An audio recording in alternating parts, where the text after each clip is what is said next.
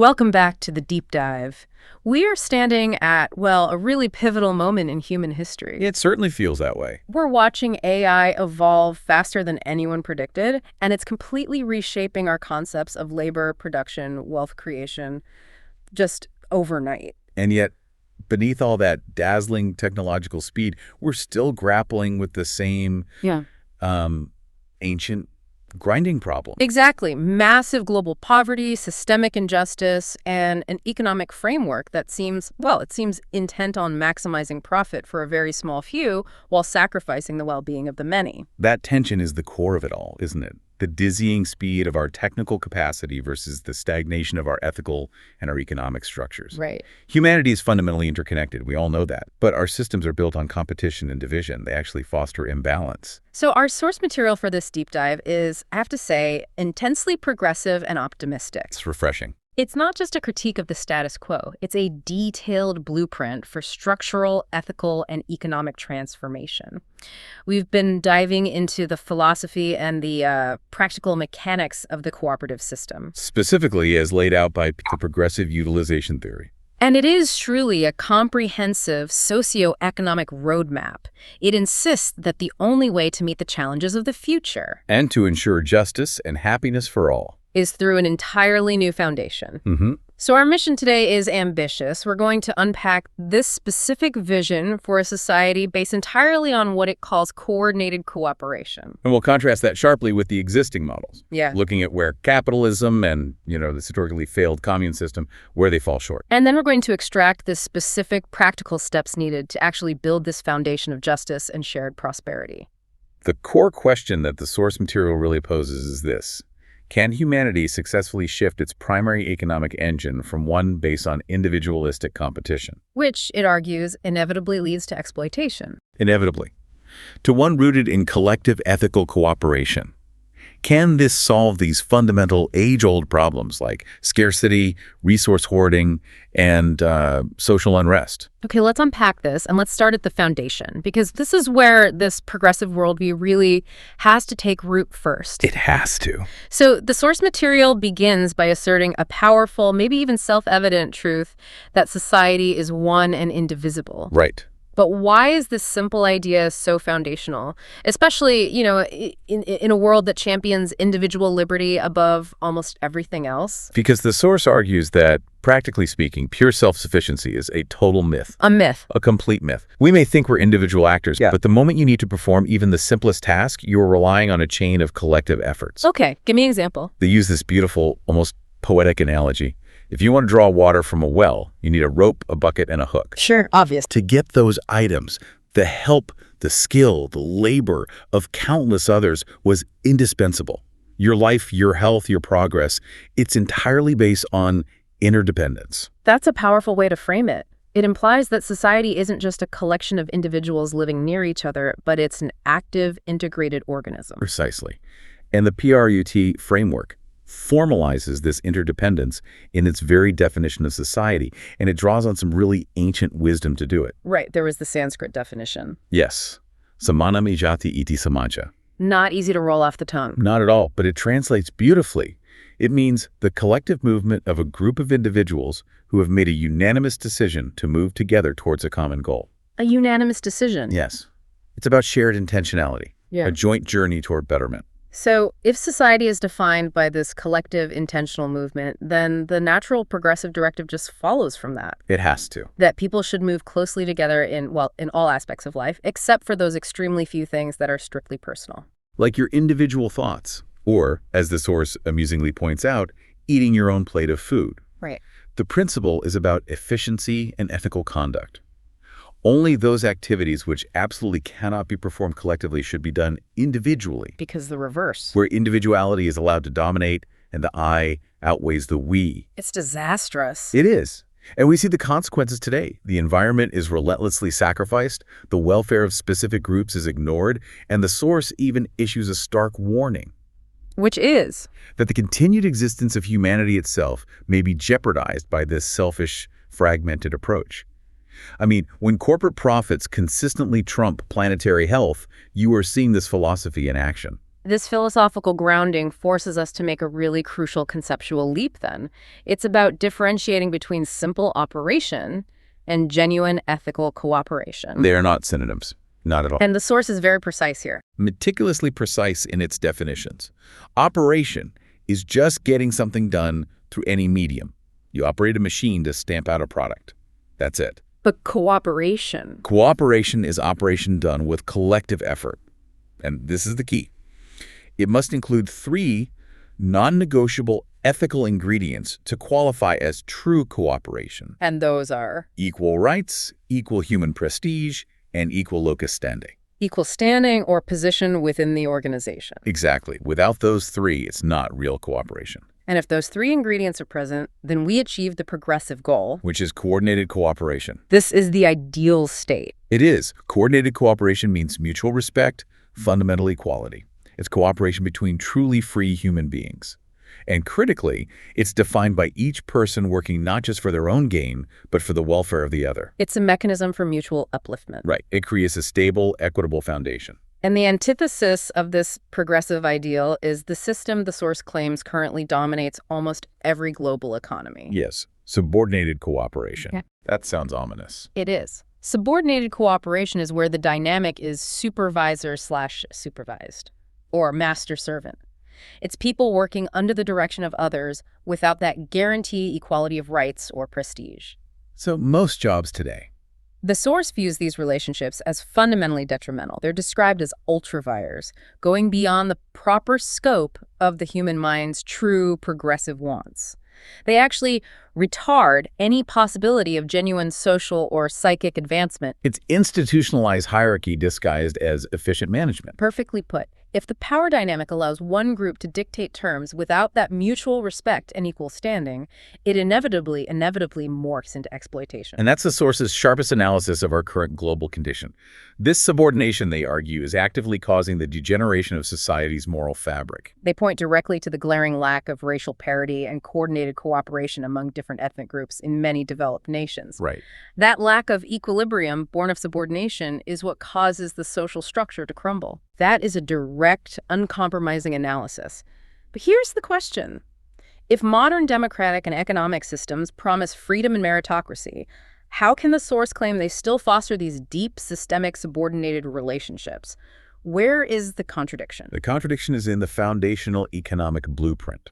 These systems prioritize hierarchical control and wealth accumulation over true ethical coordination. So subordination is just more profitable. For the few at the top, absolutely. The cooperative system, as PRU details it, is designed to be the structural expression of coordinated cooperation. It aims to tear down those artificial hierarchies and replace them with lasting unity and moral oversight. That's the progressive promise then. Unity built on structure, not just on sentiment. So to really appreciate why this cooperative blueprint is so necessary, we have to understand the precise flaws of the 2 dominant models. We need to dissect why they fail the human spirit. Starting with the commune system, the model built on forced collectivism. Right. The source material offers a cold, hard critique. It's rooted in both human psychology and hard economic data. Under the commune system, the entire society is reduced to a mechanical, rigid production distribution mechanism. All under strict governmental or party control. There's just no room for human creativity or individual aspiration. And the ultimate irony, the tragic irony, is that this forced regimentation, which was intended to maximize collective output, it achieved the exact opposite. It forced production down. Systematically. And history gives us undeniable proof. Undeniable, concrete evidence of this failure. Yes. This is a profound structural failure. A system built to feed everyone couldn't even sustain itself. And that failure wasn't purely logistical, was it? The source attributes it to something deeper. A psychic and moral vacuum among the workers. Absolutely. When production is forced and creativity is suppressed, the worker loses their oneness with the job. They're not free to express their potential or use their specific intelligence. It just becomes a job. It becomes a suffocating system that fosters a purely materialistic, clock-punching outlook. And it tends to produce atheistic leadership, incapable of inspiring the human spirit toward anything higher than a fixed quota. And the core economic flaw here seems to be that lack of incentive. It's crucial. No personal contribution or ownership. Right. If people don't have a sense of stake or personal ownership, they don't apply themselves fully, nor do they care for the capital property they use. This is exactly why the source emphasizes that farmers, especially, need permanent usufructuary rights to their land. Okay, that word again, usufructuary. It just means they have the guaranteed right to use the land, enjoy the fruits of it, and profit from it, even if the underlying title is collective. You have to respect that basic human sentiment. And if you suppress it, it leads directly to sluggish production and psychic oppression. When you force highly intelligent people into unsuitable work and pay them the same fixed wage as an ordinary laborer, you kill both merit and motivation. So the commune system is fundamentally exploitative and anti-human. Because it's entirely built on subordinated cooperation enforced by the state. Okay, so that's subordination and regimentation failing the collective goal. Now let's turn our attention to the system that promises the most freedom and individualism. The capitalist or private enterprise model. And the source indicts this model for different but equally destructive reasons. It fails because its inherent structure is designed to channel wealth away from the producers and into the hands of non-producers. The middlemen. The middlemen, the speculators, the profiteers. The core problem is structural economic exploitation. And the human cost of this is most visible in what the source calls distress sales. It's a brutal cycle of debt. It is financially ruinous. Break it down for us. Okay, think of the poor farmer.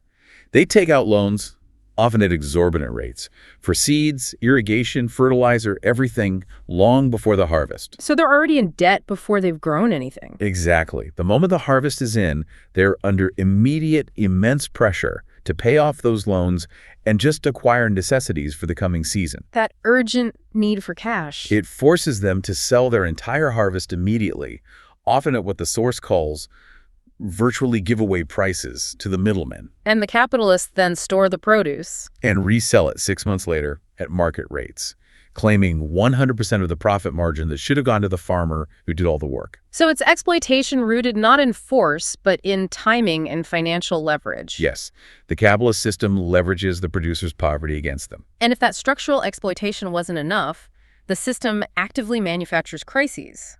Through artificial scarcity. This is where the lack of morality becomes deeply, deeply problematic. Capitalists will hoard essential commodities, rice, salt, clothing, to intentionally create a perceived scarcity in the market. And when those basic goods become rare, consumers are forced to pay heavily inflated prices. People will take out loans just to acquire necessities because their demand is inelastic. You have to eat. You have to be clothed. So hoarding becomes an economic weapon aimed at the most vulnerable. It's exactly that, a weapon. And here's where the critique from the source becomes incredibly relevant to modern governance and democracy. It states that this hoarding and black marketeering, it cannot be stopped within the existing democratic system. Why? Because the system is structurally compromised by its need for capital. The source states that any politician who genuinely tries to curb the power of the hoarders and black marketeers will be thrown out of power.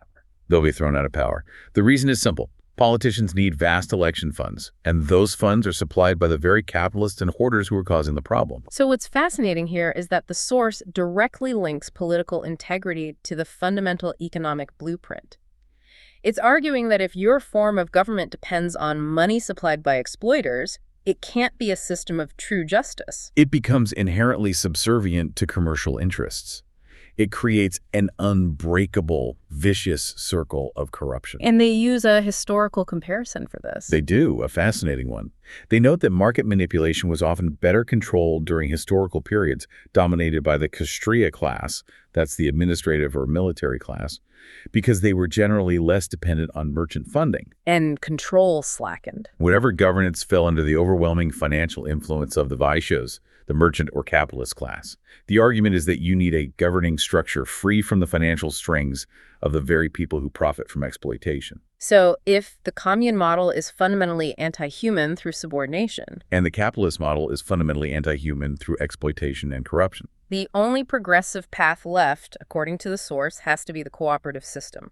The cooperative system is supported precisely because its inner spirit is based on that coordinated cooperation, not subordination, or exploitation, So it's hailed as the best structural framework. to ensure integrated, sustainable progress and lasting unity among the human race. And this is the moment for the call to action, and the source provides these really clear slogans. We want cooperatives, not communes, and we are not slaves of communes. It's positioning cooperatives as the indispensable solution. It even calls them the best medicine against failing capitalism. Strong words. So we've established the necessity. Now let's get into the functional details. How does a PROU-based cooperative economy actually operate on the ground? It starts, as it should, by prioritizing human dignity and necessity. So first things first. The framework meticulously defines the 5 basic necessities that must be guaranteed to every human being globally. And they are? Food, clothing, housing, education, and medical treatment. These are non-negotiable entitlements. And of these, food security means agriculture is designated the single most important sector. Absolutely. So to manage these necessities and transform the economy, the blueprint mandates 3 essential types of cooperatives. Okay, what are they? First, agricultural or farmers' cooperatives for food production and raw materials. Second, producers' cooperatives for manufacturing essential and demi-essential commodities. And third, Consumers' cooperatives for distributing those necessities directly to the public at equitable rates. And these 3 must integrate seamlessly. okay, let's start with the foundation. Right. Agricultural cooperatives. This seems to address the primary psychological barrier that doomed the commune system. Yes, the farmer's deep, emotional, ancestral attachment to their land. This is a genius move toward practical implementation. It is. You cannot ignore the farmer's psychology. The source says they might give away half their harvest, but they will never willingly give away their few square meters of land, So the cooperative system is designed to respect and maintain this sense of ownership. even while the land is collectivized for efficiency. So how is that ownership reconciled with collective management? Farmers retain a deep sense of ownership by being allocated shares based on the size and the productivity of the land they contribute. Oh, that's a key detail. Not just size, but productivity. A meticulous survey has to take place, differentiating between high-yielding acreage and less productive land. This ensures that the allocation of shares and the subsequent return on those shares are absolutely equitable. It maintains the farmer's psychic connection to their contribution. And the practical improvements must be immediate for these small, fragmented farms. They are revolutionary. The system immediately solves the huge economic problem of land fragmentation. All the internal boundaries between tiny plots, which waste enormous amounts of time, energy, and resources, are broken down. Which consolidates the arable land and boosts overall production efficiency. Exactly. And critically, the land that was previously occupied by these boundaries reverts to the original owner's shareholding contribution. The farmer isn't cheated or made to feel insecure. They still benefit financially from that space through their shares. Right. And furthermore, this structure integrates tiny landholders who previously couldn't afford a single plow or a pair of bullocks, preventing them from being forced into that destructive sharecrop or sanja system. So this is not a sudden violent land seizure. It's a careful, progressive integration. The source calls it the phase-wise socialization of land, A 4-phase plan. a pragmatic plan designed to navigate local sentiment and overcome resistance. Yeah. Phase 1, you focus on uneconomic land holdings first, integrating them under cooperative management. Get the easy wins first. Right. Phase 2, all other landowners are respectfully requested to voluntarily join the cooperative. Phase 3, a rational distribution of the now consolidated land occurs, and ownership is redetermined based on the allocated shares. And phase 4 is where the philosophical component becomes an economic reality. Yes, phase 4 is the ultimate goal. At this stage, conflict over ownership ceases because people have achieved what the source calls psychic expansion. Psychic expansion. They have fundamentally shifted their consciousness from petty self-interest, this is my field, to prioritizing collective welfare. This is our means of survival. So the structural economic change facilitates this mental shift. Making it a sustainable social transformation. Wait, I have to challenge this point. Yeah. The shift from self-interest to collective welfare, psychic expansion, it sounds wonderful, but that's a monumental task. It is. How quickly does the source suggest this consciousness shift can realistically happen? And what external mechanisms beyond the economic structure itself can accelerate this process? That's a crucial question. The source implies that the economic structure itself is the primary accelerator. By eliminating the exploitation and the fear of poverty, those distress sales, the mental energy currently consumed by survival and petty competition is freed up for higher thought. But there must be something else. The other external factor is the moral leadership, which we'll discuss shortly. But the shift is incremental. The structure provides the security needed for the mind to expand. It also requires that agricultural work be treated with the same dignity as industry. Yes. That means processing, packaging, value-add like processing apples from an orchard into cider or juice are integrated into the farming industry itself. This allows farmers to earn industrial bonuses and incentives. Let's pivot to a major modern sustainability issue that the source addresses, the fertilizer dilemma. This is critical for the long-term ethical future of farming. It is deeply important. The source is clear.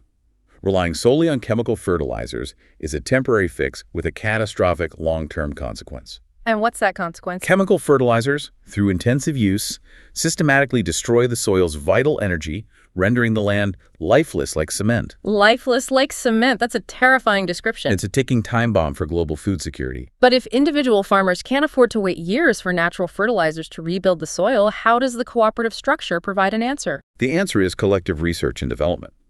An individual farmer simply cannot afford the intensive research needed to discover new fertilizer methods that achieve high yields without decreasing soil fertility. Or to develop new organic methods at scale. Right. But the cooperative, by pooling the collective wealth and resources of thousands of farmers, can fund that intensive scientific research. This united effort harnesses resources in a way that fragmented private enterprise never could.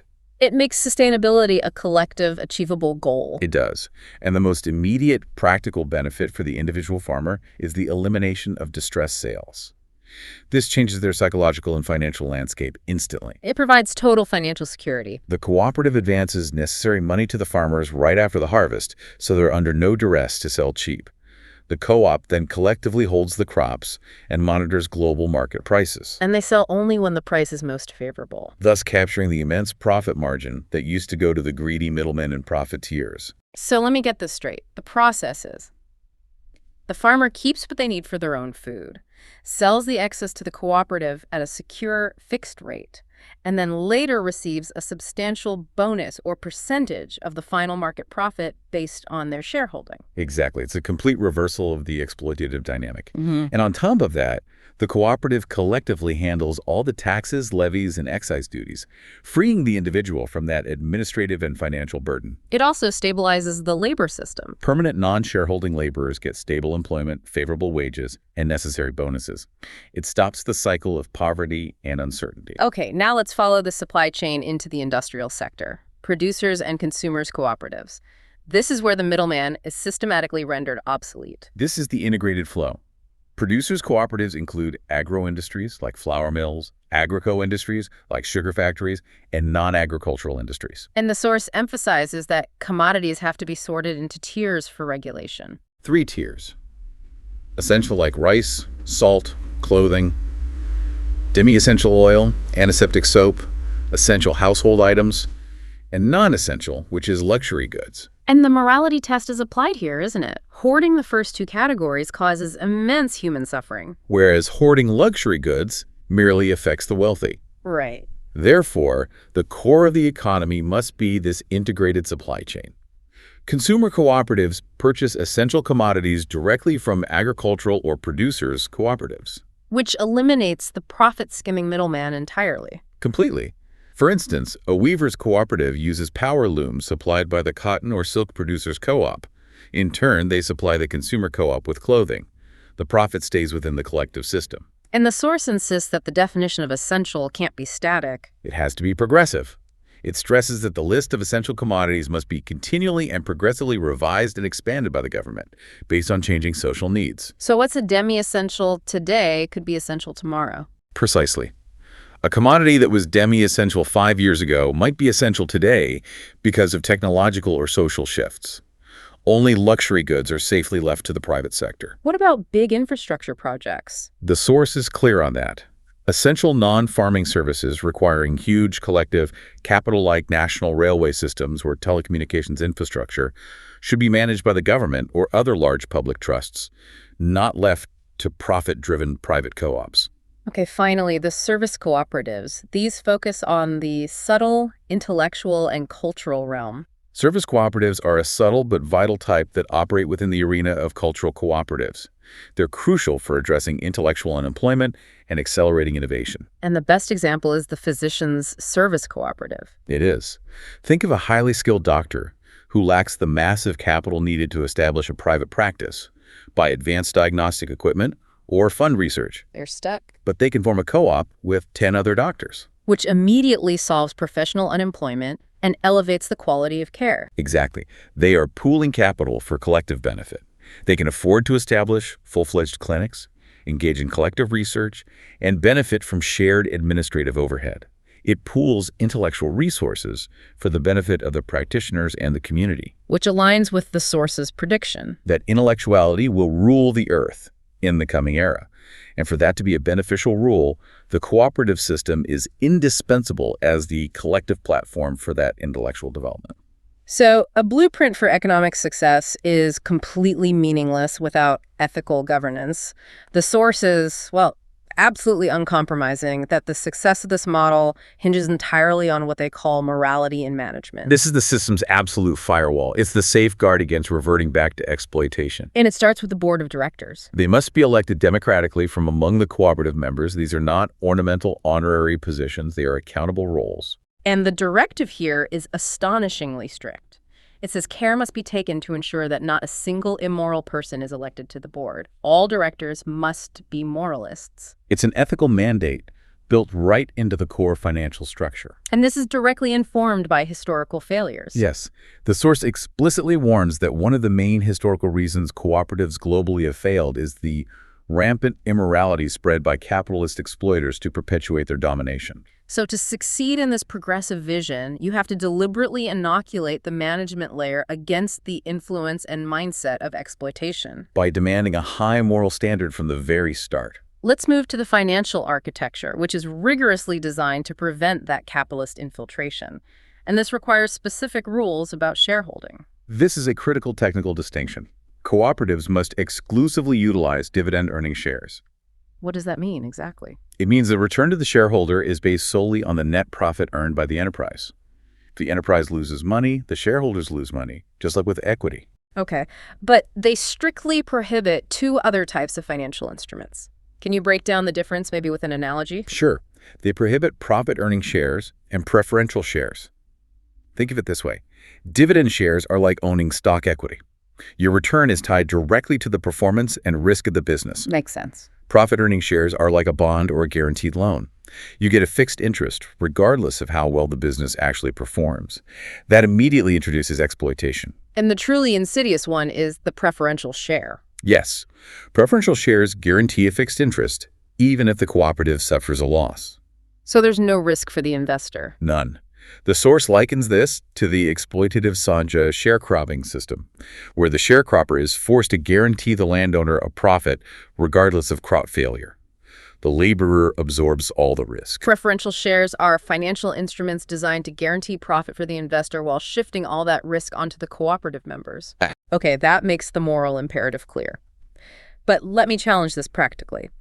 If the cooperative prohibits guaranteed returns or preferential shares, doesn't that make it much harder for these new co-ops to raise the massive amounts of initial capital needed to compete with established private industry? It's a valid challenge. Are they excluding necessary initial investment? They acknowledge this trade-off, but they argue that security and non-exploitation have to come first. The source implies that the capital is raised through the share contributions of the members, the land and resources they vest, and through retained profit in the reserve fund. Because if they allowed these other shares... If profit-earning or preferential shares were allowed, capitalists would immediately buy them up. Share prices would fluctuate wildly, speculation would creep in, and the cooperative would quickly be corrupted, reverting to an exploitative commercial enterprise controlled by outsiders. The risk is just too high. And to maintain democratic control, the source also mandates a really unique voting structure. This is an essential rule. Voting must be strictly on an individual basis. One member, one vote. So the number of shares a person holds is irrelevant to their voting power. It has no bearing whatsoever. This stands in absolute contrast to capitalist democracies, where shares equate to votes, allowing moneyed interests to literally buy control. By keeping voting rights equal, regardless of vested capital, the cooperative ensures true internal democracy. Let's look at the financial structure for growth and stability. How is the profit allocated?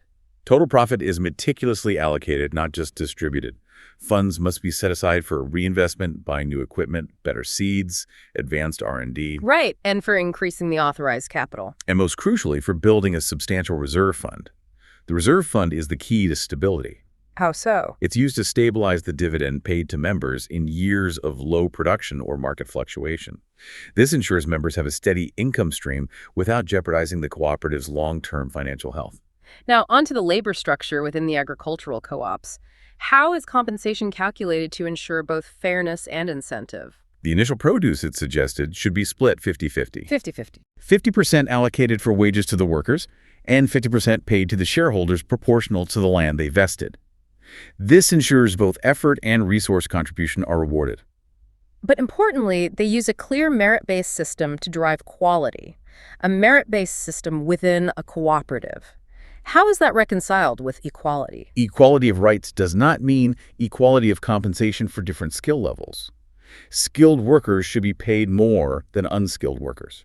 And that higher pay acts as an incentive. An essential incentive for all members to dedicate themselves to becoming more skilled and working harder, which improves the overall collective output. And wages are calculated objectively, often on a cost per unit basis, like per piece produced, which removes managerial subjectivity. This employment structure is designed to solve one of the major social problems of our current era. Rural to urban migration and the resulting social instability. Precisely. How does it do that? By increasing production, integrating scientific techniques, and creating new, dignified, job-skilled mechanics, tractor operators, educated administrators, the demand for labor increases directly within the local community. So village people don't need to migrate to overburdened, often unhealthy cities. They don't need to. The opportunities are right there. The source is remarkably strict on the concept of eliminating the floating population or immigrant labor within the co-ops. It even offers a pointed example. We need to handle this with context. Yes. The source insists that cooperative members must be local people, stating emphatically that migratory birds have no place in cooperatives. Okay, what's the context here? The context is stability and resource management. They give the stark example of Howrah District, which produces enough crops to feed its local population for 17 months. But due to a massive influx of non-local floating labor, that produce is consumed in 6.5 months. So that example highlights a specific resource pressure point. The source is arguing that stability requires prioritizing local employment and protecting the local wage structure from adverse influences. It's essentially advocating for hyper-local economic self-determination. That is the core analysis. By eliminating this non-local floating labor, the cooperative protects the local economy, local social life. And ensures the resources produced are utilized by the community that produced them, reinforcing that collective welfare philosophy. It's an inward-looking strategy intended to create pockets of strong, localized, and self-sufficient economic stability worldwide. Okay, let's finish with the most futuristic element of this: decentralization and self-reliance through the satellite cooperative model. This is a brilliant strategic vision for integrated manufacturing and wealth distribution. How does it work? Take a large producer cooperative, say a cooperative car factory. Instead of running one massive assembly plant where labor unrest is constant and costs are high, Which is the current model. the factory outsources the production of different parts, the seats, the wiring harness, the engine components, to many small satellite cooperatives spread across the region. And the advantage is that members of these small co-ops can work from their homes, involving family members. It brings the factory back to the village. It reverses the Industrial Revolution. It must minimize labor unrest. It does. It drastically reduces the costs associated with mass commuting, and it keeps commodity costs low by distributing the work and the wealth directly into local communities. It is decentralization as an economic principle. This decentralized scientific focus leads to the final imperative: self-reliance through science. Cooperatives must use their collective wealth to aggressively fund research aimed at developing their own raw materials, synthetic or artificial materials, instead of relying on costly, politically fraught foreign imports. For example, If local grazing land is scarce, they must manufacture artificial fodder, If cotton transport is too energy intensive, they must produce synthetic fabric locally. This collective research, guided by ethically minded intellectuals. Accelerates progress exponentially. So the ultimate goal, then, is integrated progress across all sectors and all corners of the planet, driven by science and guided by ethics. Exactly. The source is very optimistic on this point.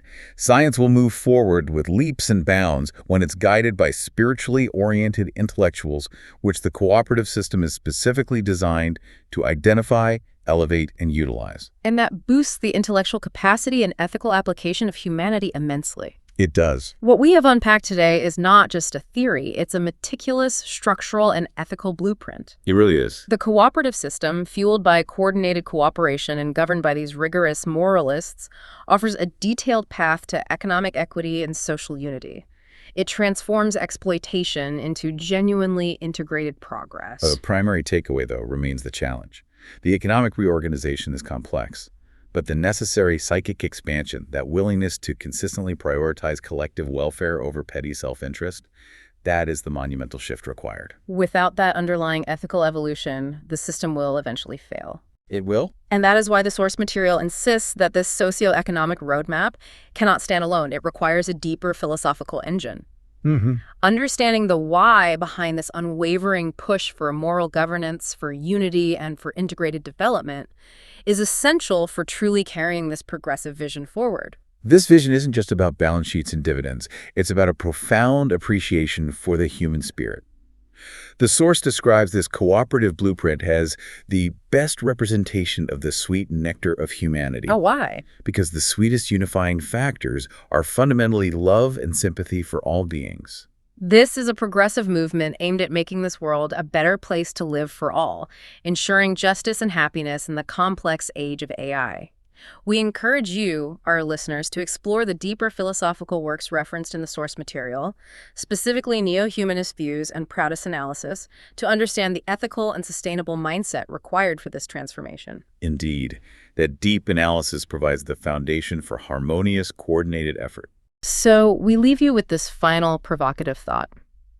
If coordinated cooperation is the physical expression of that human sweetness and ethical unity, what is the next form of sweetness that humanity must collectively engineer beyond mere economics and structural reform to ensure lasting justice and happiness for everyone, everywhere in the age of advanced technology? A question that demands collective reflection.